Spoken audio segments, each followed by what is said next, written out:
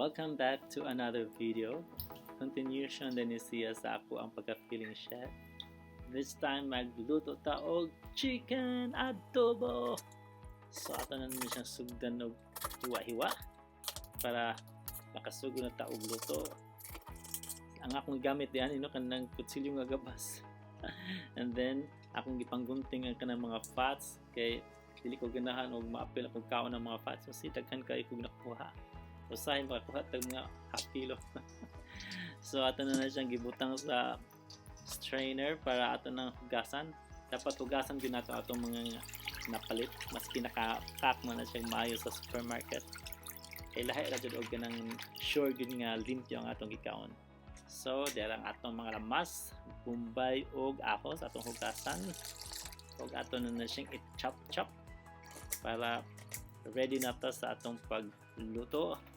Nakapalit po rin ko no mixed ni siya og mga spices na siya bell pepper, onion, may carrots ug ban pa. So pagkuha na ta sa ato ang kalaha.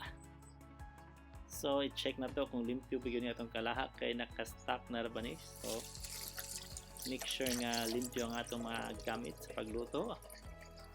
Okay, let's set the heat. Gamit din ako ang kani siya nga soy sauce. It's a gluten-free soy sauce na atay anis o bay leaves. Mura tawag ni magluto og humba. So nata olive oil, and then asa naman to atong pangukay. So mo din siya ang sulod sa pack no na bell pepper, carrots, onions. So butang nato atong na-chop nga shallot, and then ahos isunod. And then kuha ta og gamay nga portion atong mixed nga mga spices. So ato na siyang after ato na siyang i-mikos. Then ang main ingredients ang chicken nga atong gi-chopped. So ano lang ato na siyang i-kayon kadali. And then ukay. And then sunod ana ato na siyang butangan og soy sauce, gluten-free soy sauce ang akong gigamit. And then naapod tay kanino katong mixed of different pepper. And then after ana ako gihapon na siyang butangan og kanang katong black pepper kanang para mas ginahan ko anong black pepper na. And then kani siya is ang balsamic vinegar. Tangan nato siya para aslom-aslom siya pawapog baho sa chicken. And then takluban and impyuan nato ang atong mga dili na gamiton para ma-clear nato kitchen sa hulat-hulat sa gamay. And then sunod ablihan. I-check na to. Wow. Humot na siya. Atong gidugangan ako lang na siya nagibutangan ako aning mustard. Kani siya dili kay siya nga strong ang mustard, mo siya sweet para lang na siya different taste. So ana kamay lang a portion, and then of course salt. Nasing na soy sauce tanggap mo na po salt, di lang kayo daghan para di tama kidney. Delikado.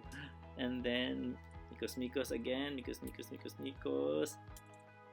Sige, and then para si chef, kitilawan na ni chef, sakto na chef.